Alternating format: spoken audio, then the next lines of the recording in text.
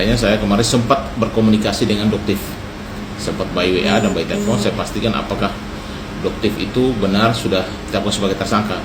Doktif menyatakan benar bahwa dia saat ini sudah ditetapkan sebagai tersangka terkait dengan laporannya saudara DRL ya, terkait dengan pencemaran nama baik.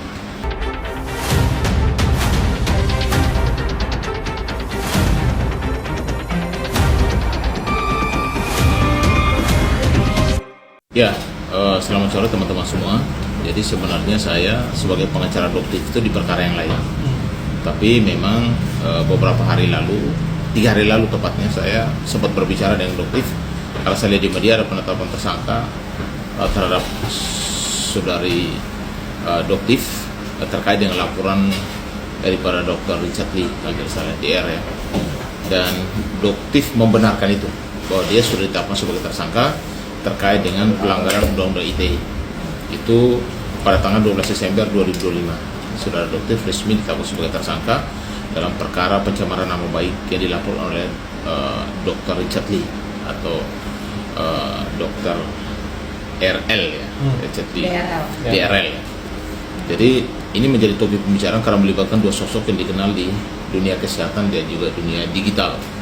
Tetapi juga menimbulkan pertanyaan juga terkait dengan Undang-Undang ITE, peran mediasi dalam perkara pidana, dan juga mediasi sosial kebebasan berbicara di publik. Nah, yang perlu saya jelaskan ini soal ringkasannya, kenapa perkara laporan Dr. Richard Lee itu kok bisa polisi akhirnya menetapkan Doktif sebagai tersangka. Ini kasus kan sebenarnya sudah cukup lama juga ya, kita lihat bahwa prosesnya ini, dan akhirnya saudari Doktif akhirnya ditetapkan sebagai tersangka di Polres Metro Jakarta Selatan terkait dengan pelanggaran Undang-Undang ITE, ya kan? Nah, dengan ancaman hukuman 4 tahun atau di bawah 5 tahun. Di sini dasar hukumnya itu adalah pasal 27A Undang-Undang ITE tentang pencemaran nama baik. Ya, di sini saya mau jelaskan bahwa pasal 27 ya 27A ITE itu barang siapa dengan sengaja tanpa hak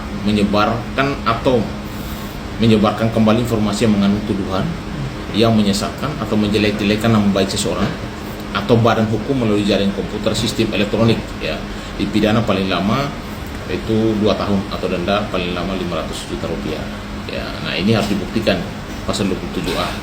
Makanya saya kemarin sempat berkomunikasi dengan Doktif, sempat by WA dan by telepon. Saya pastikan apakah Doktif itu benar sudah ditetapkan sebagai tersangka. Doktif menyatakan benar bahwa dia saat ini sudah ditetapkan sebagai tersangka terkait dengan laporannya saudara DRL ya, terkait dengan pencemaran nama baik. Gitu. Bang, Wakasat sendiri mengatakan nanti akan diadakan mediasi tanggal 6 Januari. Kedua belah pihak akan dihadirkan. Mungkin abang selaku lawyer Doktif yang kasus lain, apakah ada omongan Doktif akan datang bermediasi dengan DRL nantinya, atau kan sebelumnya juga sudah pernah ketemu langsung kan Bang, tapi tetap tidak menemukan jalan keluar. Seperti apa nih Bang? Jadi sebenarnya kalian harus sadari bahwa sebenarnya DRL ini juga dilaporkan Doktif juga, dan kasusnya sudah naik sidik. Mungkin dalam waktu dekat bisa saja statusnya sama. Jadi kalau memang Polres Metro Jakarta Selatan melakukan upaya restorasi justice untuk kedua belah pihak, saya rasa itu upaya yang baik. Mudah-mudahan kedua belah pihak ini bisa berdamai, karena mereka saling kenal juga, sama-sama profesi yang sama. Kalau menurut saya, kalau bisa berdamai di akhir tahun ini kan, atau awal tahun 2026 kan merupakan suatu kebahagiaan lah kalau menurut saya. Biarkanlah proses restorasi justice bisa berjalan dan akhirnya menempuh jalan damai, daripada nanti kedua belah pihak ini harus terus sampai tahun 2026 dan sampai akhir tahun juga, karena proses hukumnya kan panjang nih. Sekarang Doktif yang jadi tersangka, ya kita tidak tahu, kemungkinan bisa saja besok DRL juga bisa ditetapkan sebagai tersangka karena sama-sama melapor, walaupun pasalnya berbeda ya, tapi sama-sama saling melapor, dan kasusnya DRL juga sudah naik penyidikan. Artinya kan sudah dekat juga kalau memang bisa berdamai, kedua belah pihak bisa mencabut laporan polisinya dan akhirnya sebagai teman dan berdamai sama dokter. Saya rasa itu jalan yang paling baik menurut saya. Tapi Bang, terakhir kontak sama Doktif ada suratan ngomongan? Sama Doktif itu beberapa hari lalu ya, mungkin sekitar 4 hari lalu saya WA dan beliau menjawab bahwa benar. Saya bilang, Doktif, apa benar ini di berita lagi viral bahwa dokter ditetapkan sebagai tersangka atas laporan dokter. Dia bilang iya benar. Jadi dia bilang dia membenarkan itu benar. Terus apa ambulans selain itu? Misalnya Selanjutnya, dia ingin iya. benar mau Dan dia mediasi. juga sampaikan bahwa DRL juga dia laporkan sudah kasus sudah naik sidik dan kemungkinan juga akan mendapat status hukum yang sama seperti Doktif gitu. Tidak ada obrolan dia ingin bertemu dia dan Kalau mediasi untuk atau- Doktif menyatakan bahwa kalau dia dipanggil dia akan datang. Kalau ada surat atau misalnya pemberitahuan dari kepolisian, apakah diperiksa atau mungkin dalam hal nanti, karena RJ itu kan wajib ya, dan wajib datang. Kalau dia tidak datang kan harus dia mengutus kuasa hukum untuk mewakili yang bersangkutan. Karena itu kan perma, jadi peraturan Mahkamah Agung, jadi bahkan undang-undang, sehingga ketika terjadi RJ dan terjadi perdamaian itu kan diharapkan. Karena setiap kasus yang ancaman hukuman di bawah 5 tahun itu wajib di RJ, restorasi justice. Ya Bang, tadi sempat ditanyakan apakah nanti akan ada penahanan. Kata bahwasanya Wakasat mengatakan tidak akan ada penahanan, hanya wajib lapor karena ini cuma 2 tahun. Ini apakah nanti bisa kemungkinan kedepannya ada penahanan seperti apa sih Bang? Atau ada peningkatan? Kalau penahanan itu kewenangan daripada penyidik ya. Kalau dilihat bahwa ada dugaan bisa melarikan diri, menghambat proses hukum, bahkan bisa mempengaruhi proses ini dengan mempengaruhi penyidik dan bisa menimbulkan masalah baru buat proses penegakan hukum, itu bisa dilakukan penahanan karena itu kan diskresi daripada penyidik. Tapi kalau biasa ancaman hukuman di bawah 4 tahun, 5 tahun itu kalau dia bersikap baik, kemungkinan tidak ditahannya itu bisa tidak ditahan. Tapi kalau dia dalam perjalanan ternyata ada kasus lain, itu bisa saja diskresi penyidik bisa lakukan penahanan. Jadi bisa kemungkinan ada ya Bang, dilihat dulu ya.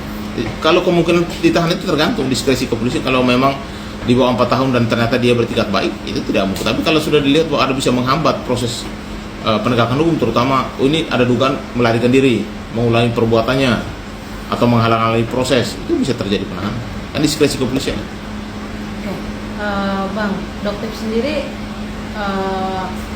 menanggapinya santai atau seperti apa sih Bang? Atau kan dia yakin juga nggak sih kalau DRL ini akan masuk tahanan?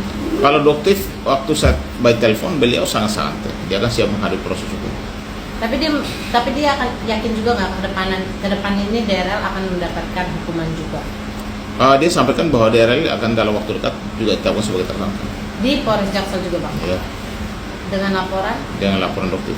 sama pencemaran nama Bukan, baik? laporannya berbeda. Ancaman hukumannya juga beda. Ancaman hukuman berapa Bang? Kalau boleh tahu? Kalau yang DRL itu ancaman hukumannya di atas 5 tahun.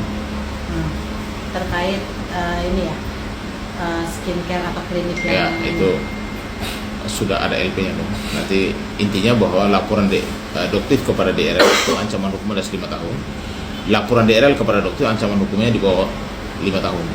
Jadi kemungkinan segera juga. Segera kemungkinan DRL dalam waktu dekat info dari Doktif akan segera dijadikan tersangka. Kalau kita sebagai orang hukum kan tidak bisa menduga-duga. Kalau sebagai tersangka, kecuali yang bicara itu adalah pihak penegak hukum, pihak kepolisian atau penyidik. Selama itu bukan penyidikan, kita anggap bahwa itu hanya sekedar isu, informasi. Tapi yang sudah pasti jadi tersangka hari ini adalah Doktif.